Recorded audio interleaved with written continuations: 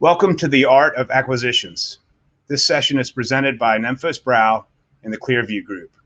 Let's meet our panel. First, Brian Guerin, a partner of Calvert Street Capital Partners. Next, Peter Vretakos, CEO of ICSG Holdings and Incorp Industries. Also, welcome Alan McCaskey, Managing Director, the Courtney Group, and Brian Davis, Managing Director and CEO of the Clearview Group. Today's session is moderated by George Nemphos, Managing Member and Co-founder of Nemphos Brau. George, the floor is yours.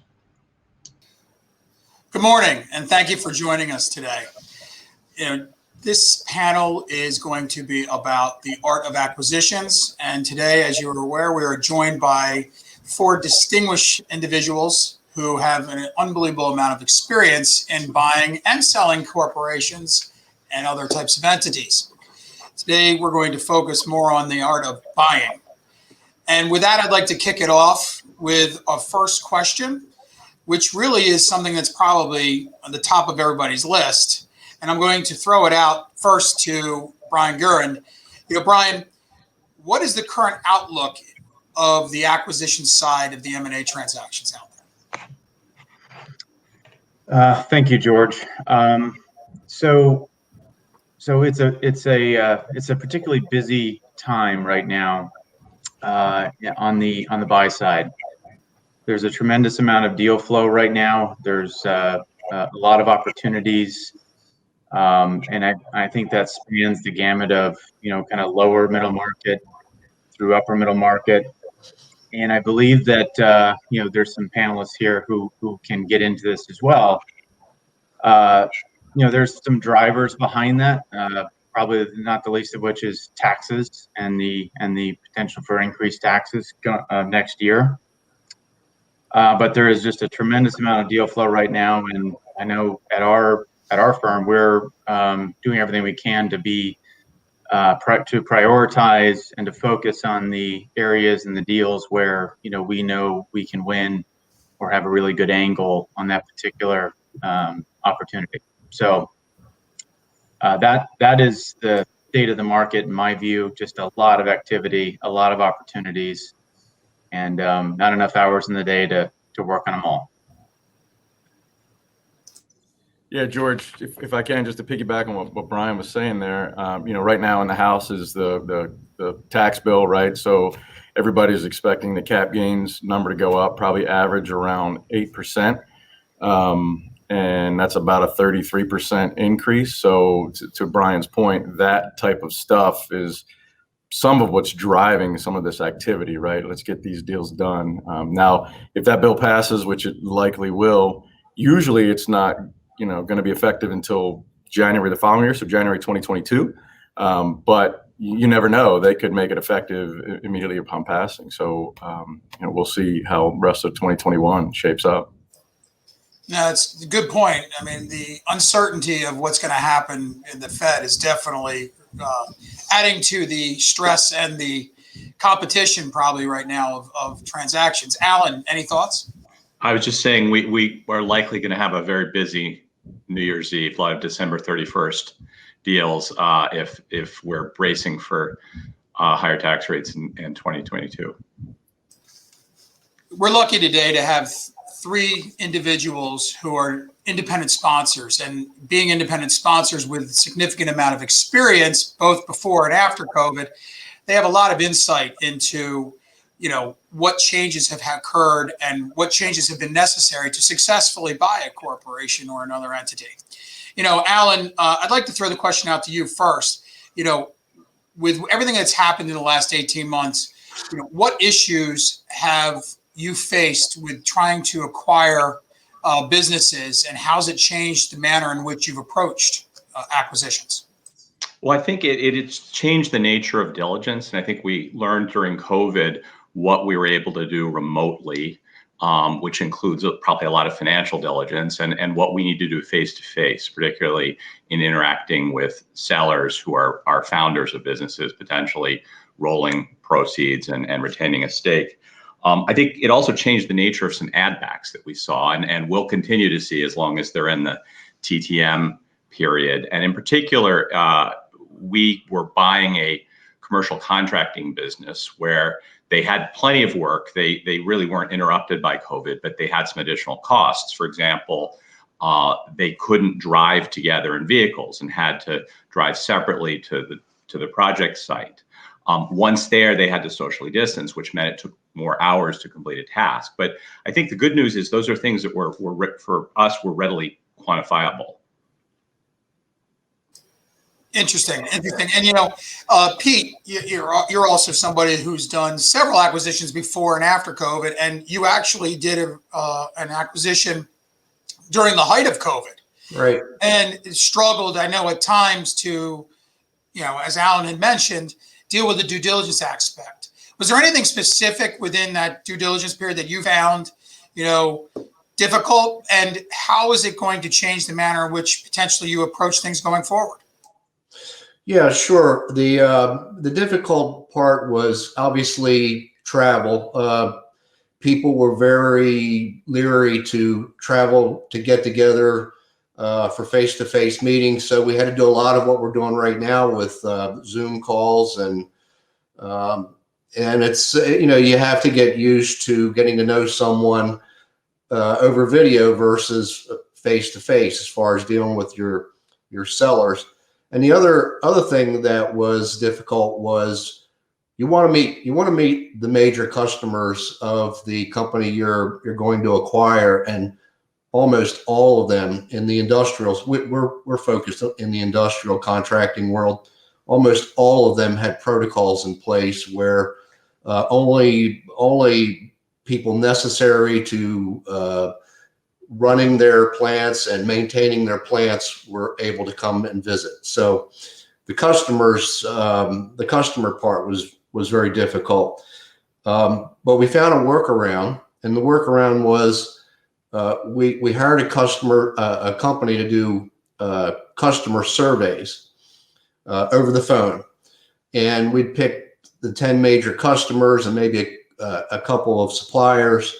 We would have they would arrange for interviews, and the approach was they're interviewing for the purpose of finding out what the sellers' companies are doing well and what they're not doing well, and how happy is the customer with the service they're getting.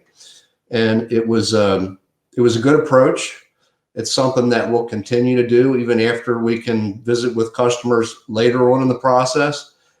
But because of it, we were able to get customer information earlier than you normally would, because we're not going in there as potential buyers.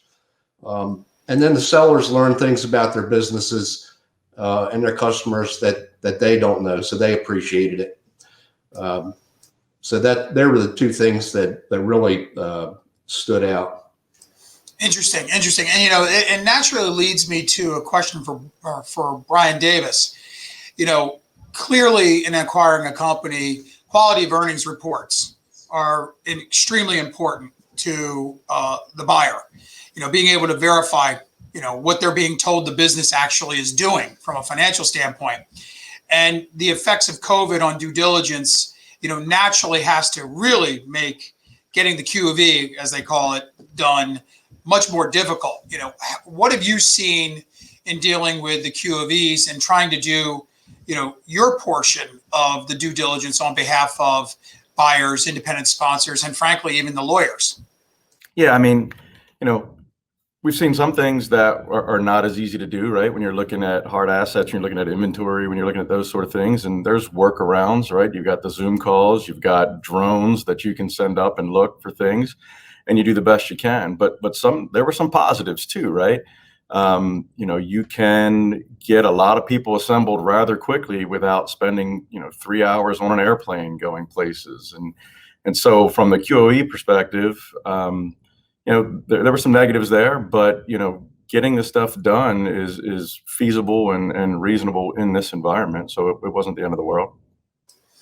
Interesting.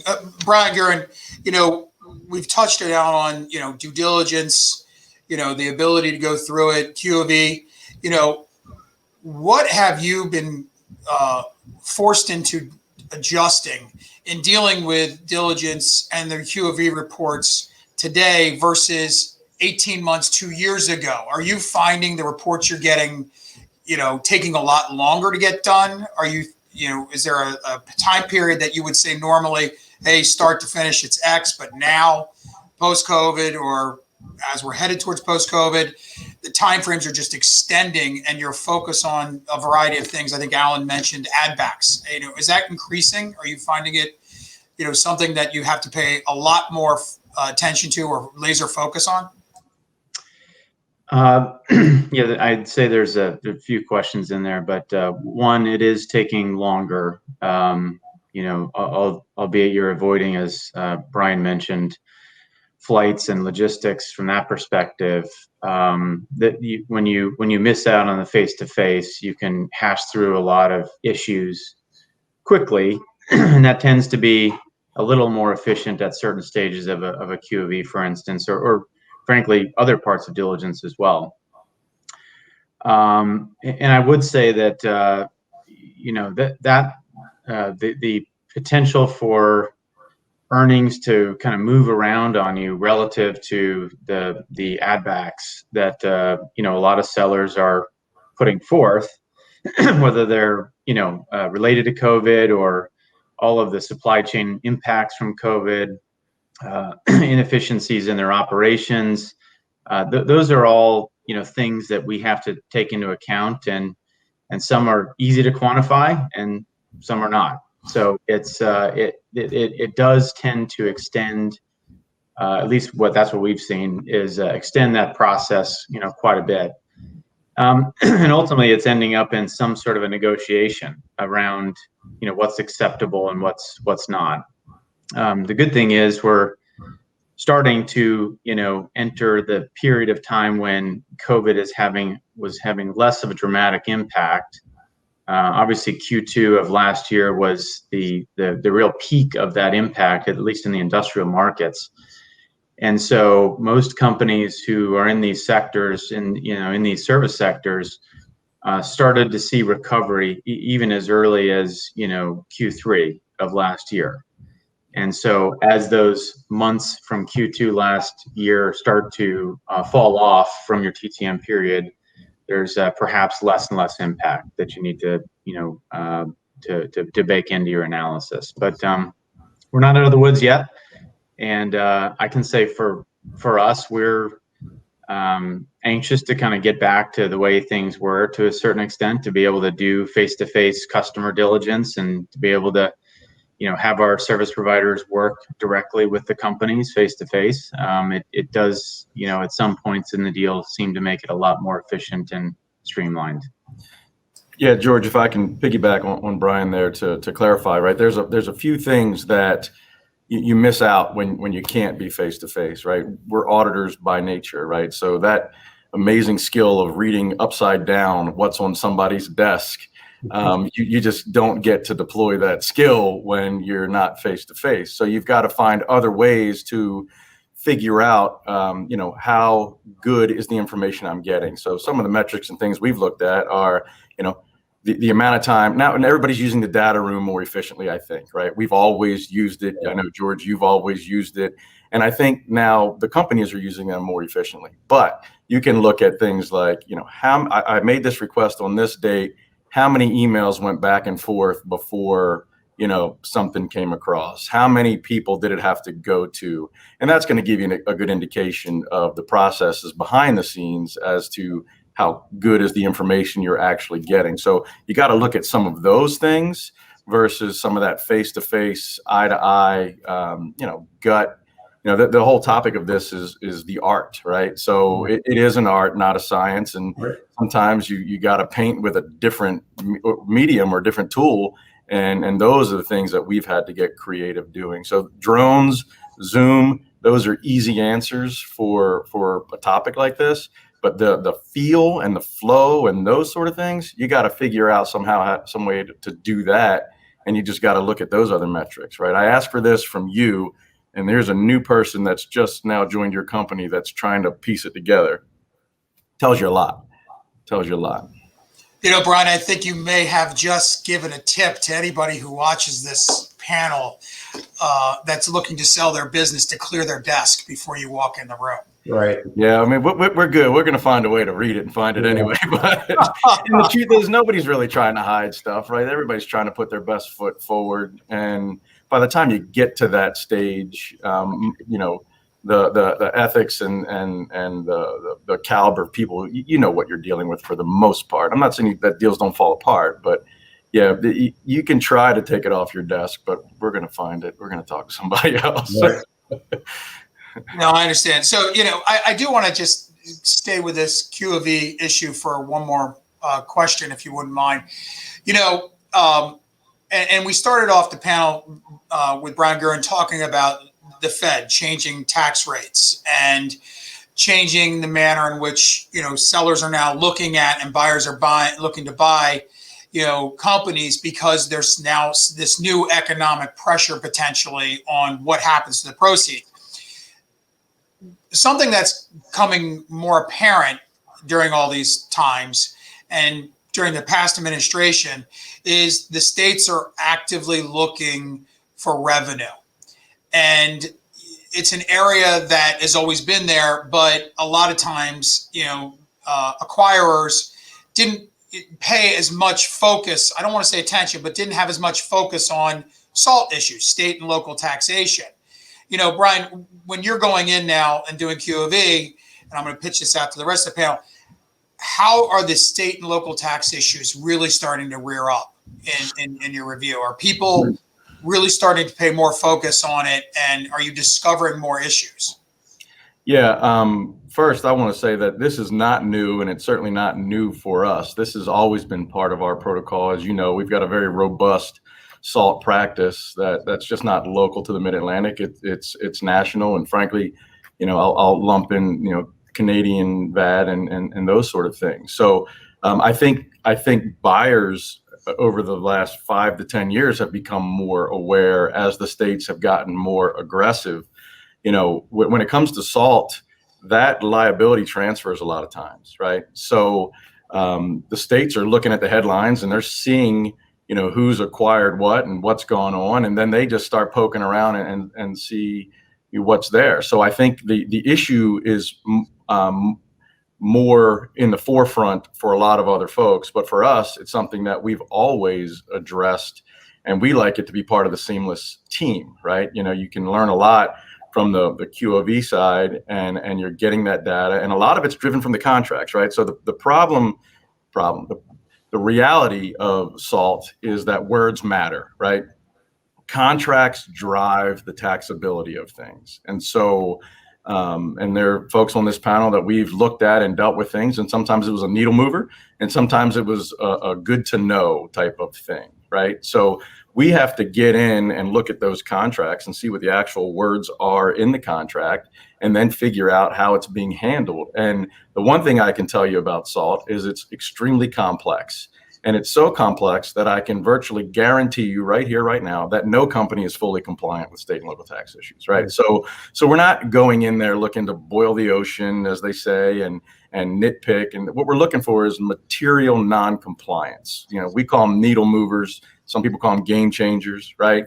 And when you do it the right way, you can, have adjustments, you can have escrows, and then there are some times that you just got to run for the hills because the liability is just too big, right? We were doing some work for a deal, a SaaS company in Illinois, and doing our due diligence there, we found out that they were registered in Illinois, but they probably should have been registered in 35 other states. Part of our Nexus survey. And that was just a game changer, right? The liability is just too big, too unknown, and that's a game changer. We've done other things where you're dealing with, rental stuff, and it's just not being taxed properly, and you just figure out what you think the liability is, and then you put that out there, and then you can decide what you want to do from there. So probably a long-winded answer, but SALT is a lot of different things, right? And it's different in different places. You got places like New York and California where they're super, super aggressive. New York's got the commercial rent tax. You've got basically a gross receipts tax in different areas in California. And technology is a hot, area right now for this type of stuff. And there's a lot of tech companies in the Bay Area, being sold and being bought. And so you got to know the laws and rules in each one of those areas. So yes, the short answer is it's becoming more apparent to the buyers. It's really becoming more apparent to the sellers. Unfortunately, it's a little bit too late for them in many cases, but we've been in tune to it. And I think you can talk to some folks on this panel that'll tell you that we try to take a very pragmatic approach to it and just get the right answer and put it out there for discussion and then decision making. Right. That's it. Thanks. Go. For us, while we've always done, we included tax diligence as part of our process, it would tend to be a little later. That is, we thought of the gating issue as being quality of earnings, which translates to EBITDA, generally speaking, as the principal value, enterprise value driver. So I think that we're sort of moving that up and more likely to do the tax diligence in parallel with the book QOV. So I think it's definitely a timing difference.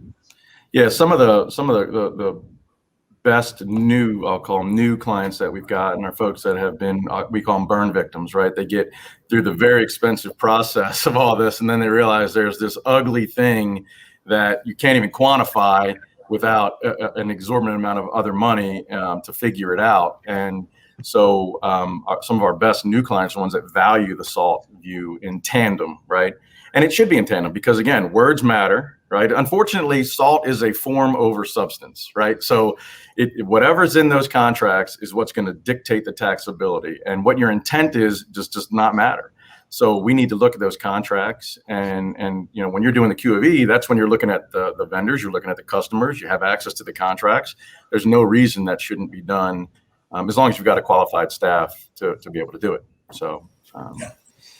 So that's clearly one of the top issues that can come out of QOV and tax diligence. Brian Guerin, in your mind, is that a red flag to dig deeper in other aspects of the QOV, or what are other aspects of the QOV that you would, throw a flag on the field, call for a timeout, and dig in a little deeper?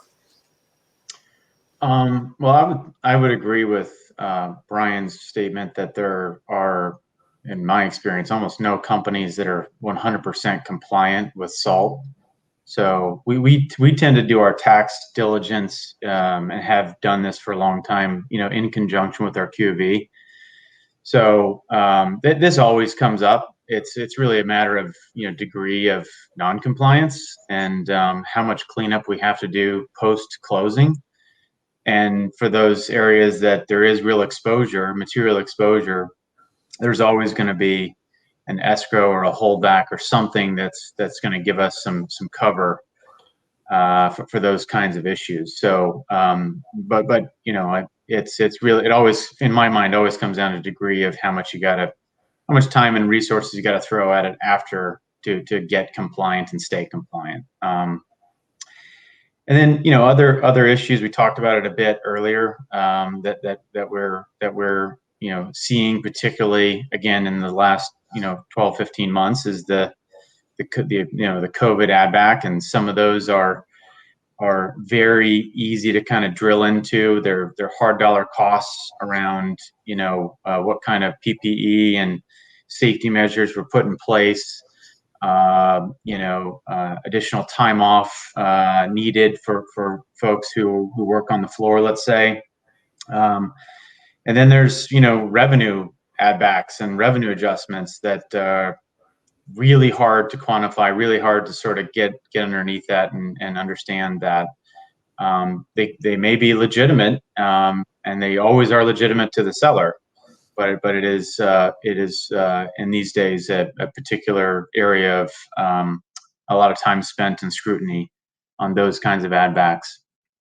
There's always been, pre-COVID, again, in these deals, some level of scrutiny around, add backs for, non-operational, personal expenses running through the business. And again, most of the time, those are fine. And to Brian's point earlier, most sellers are really good people, and they're trying to do the right thing. They might have a different view on what should get added back compared to what we think, but we always seem to find a way to kind of find the middle ground or get through that. So most of those things I just don't see as kind of impacted by COVID. That's just it's always been that way. No, thanks. I want to pick up on something that you said, Brian, and pitch it over to Pete. As part of acquiring a company, you're not only doing your due diligence, but you're clearly planning right from pretty much almost from the get-go what's going to happen after the acquisition. And I'd like to ask Pete, who has been not only an independent sponsor, but has also been the CEO and operator of these acquired companies post-closing and as part of his planning.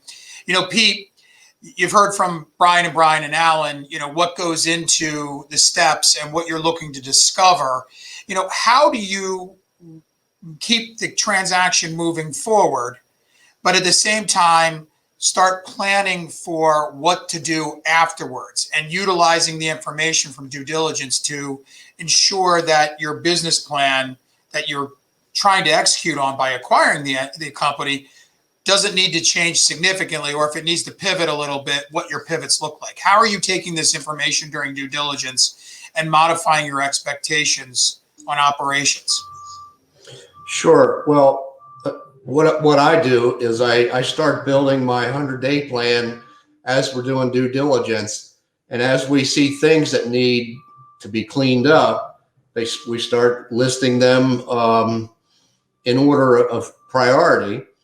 And you build a 100-day plan, your first 100-day plan, based on the things that are the most important that you learn in due diligence that need your direct attention. So based upon all this, an area that would be good to touch on also is how are we structuring transactions today? Are we using the tried and true methodologies of the past and not really changing anything? Putting aside for a moment what the Biden administration may do or not do with regard to taxation, have you guys thought through or felt that you had to think through changing your strategy on structuring transactions? And if not, what are the tried and true, structures that you generally like to follow? Alan? I would say, generally speaking, most of our deals are acquisitions or partnerships with founders. And I wouldn't say that the structuring has changed a great deal. Typically, a founder is maintaining, and I'm sure Pete has done deals similarly, and Brian, where a founder is rolling proceeds and keeping a significant equity stake, which creates some nice alignment. And some combination of senior and or subordinated debt. But I would say that, we're probably more likely to want to have a little bit more cash or liquidity in terms of borrowing ability at close, just to be prepared for the unexpected. And I can give you a couple examples of deals we did last year where there were a few things that we wouldn't have been able to anticipate. We bought one company was in the healthcare industry, and it provides a service to hospitals that repairs equipment. It got, as you might expect, very busy during the COVID surge. But at the moment, and this is temporary, but hospitals are engaged in an unprecedented focus on cost containment, and there's all sorts of budget freezes. So, we had at one point a surge in demand for our services, and now it's tougher. So I'd say that you sort of have to be prepared for the unexpected. Sort of going the other way, we bought another company that was in the tech business. It's in the commercial. It's a commercial contractor, but it serves companies that are in the tech industry. And interestingly, we spent a lot of time worried about whether those companies were likely to move away from having employees in their in offices and working remotely. And you might expect tech industry has the capacity to do that more easily than other industries. But interestingly, the culture of place and the idea of having people in a lab and collaborating together is pretty important to them. And we found that in our diligence. But as it's turned out, we have a company that installs window coverings and automated window shades. The focus on having people together and on site has been as strong as ever. They're anxious to get back. These are companies that create beautiful buildings and amenities designed to keep their employees on site as many of their waking hours as they can. So I would say in this case, this was a positive development, but it has also driven interest in some new services related to predictive maintenance and preventive maintenance. So again, something that was not entirely intuitive or expected, but something that we had to be prepared for and pivot as a result of. Brian Guerin, I'm curious to hear your thoughts about the subject. Yeah, I mean, we particularly during this, again, this last 12, 15 months, a lot of the structures have been different in the past than what we've done in the past. Like Alan mentioned, we like to see the alignment of a healthy rollover or reinvestment from the founders or the owners of the business, partner with them. But we have found it useful and sometimes necessary to bake in something like an earnout, some kind of contingent consideration to be able to cover for that gap between sellers' expectations. Hey, where is my business going relative to where they've been or what the history would show? And that sometimes is the best bridge in valuation and is to use that kind of a structure. Something we didn't really use that much before because it can be problematic. It's not the cleanest way to partner with your sellers, but it has been helpful. The other thing that's gone into effect is with all of these PPP loans, particularly if they're larger than $1 million, $2 million, most of those have not been forgiven, at least not to my knowledge. And so the need for escrows to ensure that gets covered in the event it doesn't get forgiven by the government, by the SBA, has been critical. Something that has to be in the documents when you're at closing. Right. And interestingly enough, all these thoughts and issues put stress on structuring the transaction. And I know Brian and I both have had quite a bit of experience, as well as you three, on dealing with types of structures. Are we doing a stock deal, asset deal? Is there going to be an F reorg prior to the acquisition? Do we end up with partial contributions and sales? There's a concept of 1202 stock today, which enables, the stockholder under certain circumstances to avoid paying taxes on some of the capital gains. Who knows what Biden administration is going to do with that? So there's a variety of different issues that the items that you're talking about and the way in which you, from a business standpoint, need to structure a deal flow into, quite frankly, Clearview and Memphis Brow's hands afterwards to say, okay, here's the business deal. How are we going to try to structure this, get them to where they want to get to? Brian Davis, are you seeing anything recently where there's a lack of a desire or a demand to do things a certain way in light of all these different levers that these independent sponsors and buyers are able to pull? Look, the world stopped for a year, but somehow in that year, it went 5 to 10 years in this specific space, I think, right? Like the pace has just been frenetic. And, depending on the seller, to be honest with you, it's the buyers want whatever the right answer is. That's what I've seen, right? They're trying to buy something and they want to operate it and they want it to be profitable and they've got their plan. The sellers, some of them are not really that sophisticated, right? These are, second, third generation businesses sometimes, if you're not talking about institutional sales, right?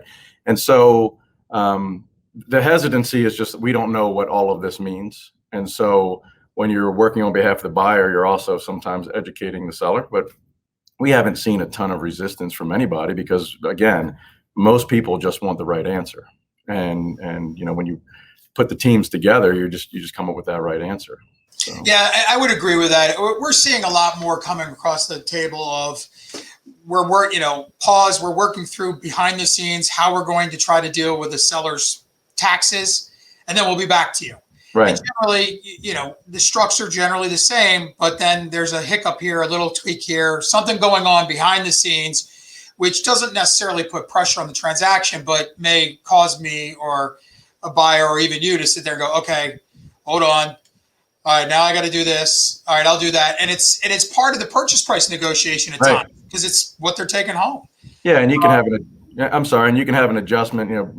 Brian talked about some of the other things that they can do, and the earnouts and those sort of things. Depending on what's happening on the seller side taxes, you can have some adjustments over there that can kind of mitigate, what they see as a negative, if you will. So it's just you got to really get into the details. That's what you got to do. No, good points. So maybe a couple fun questions towards the end here. Pete, what is it exactly that you look for in a target beyond the economics? Is it an individual? Is it some? Are you really focused not only on the business but the people you will be in business with? Well, absolutely, especially if they're going to continue with the business in their management positions. In our particular business, safety is a primary concern. So that's one of the gating issues. We have to look at their safety culture, their history, their safety program. So once they pass that gate, we're looking for deep customer relationships that go back a long time, and master service agreements, which we call them a license to hunt, but we like a master service agreement where our customers are in these plants every day, and doing maintenance or construction, or they're really an outsourced part of a larger enterprise. So basically safety primary, but the deep customer relationships is extremely important to us. Is there a time? How long do you take to cultivate a potential target? Oh, in my case, sometimes 5 years. I mean, sometimes you start nurturing a deal like that far ahead. You don't expect it to be 5 years, but sometimes that's how it works out. Sometimes the buyer's not ready or isn't sure he's ready, and you just continue to build a relationship and trust. And years later, they'll come around. Circumstances will change. Their minds will change. They get a little older. Something happens. They think they're ready to look for an exit. But some of the deals that I've done, we've approached 5 years earlier, and they don't come about right away. Pete and I worked together in a former life, and I think we shared some of those experiences where it took years to cultivate a relationship. Maybe what we thought was going to lead to a deal, and didn't, and then we were sort of at the front of the line when in fact the seller was ready to do something. I think chemistry is really critical, and I think that it goes both ways. I think as buyers, we are being assessed, and I think that we're working a deal right now with a seller who's a financial sponsor. I think these things are relatively less important there, but I think spending time with a prospective buyer and understanding, not just are these the best terms, the best price, but is this the party I'm most comfortable being partners with is critical. Brian Guerin, any thoughts, Brian Guerin? No, I would agree both with Pete and Alan. You try to build trust and try to build a relationship, oftentimes years in advance of hopefully doing a deal. I do believe a little bit in karma, that if you've got sort of if you kind of play well in the sandbox, and you're very open and honest, and you can kind of your true colors will show, and good deals will come back around when there's an opportunity. You won't win them all, but it does tend to come back around when you treat people right. So and that culture and that trust that Alan was just mentioning is so critical in every meeting with potential business owners. Yeah, it's the chemistry is a good word, and because if you're buying a company where a founder or a seller who wasn't the founder is continuing on, they want to know they can work with you and that they can trust you. No, and that clearly leads to, frankly, the title of this panel, the art of acquisitions. It's not all about the diligence. It's not all about the numbers, the documentation.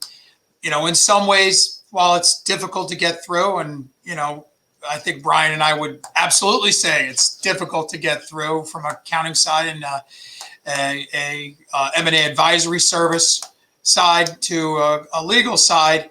That's where we dig in, and we're, building and trying to help get things to the next stage. But you three, with what you go through, are all about, as part of it, developing the relationship, ensuring the fit, and I think, Pete, you said it best, they're selling themselves to you just as much as you are working to sell yourselves to them, especially if they're going to continue on. I mean, all three of you, Brian Guerin, Alan Maxey, Pete Vertakis, you have extraordinary experience in not only identifying targets, but incorporating them into your ongoing businesses and building a ongoing plan around them.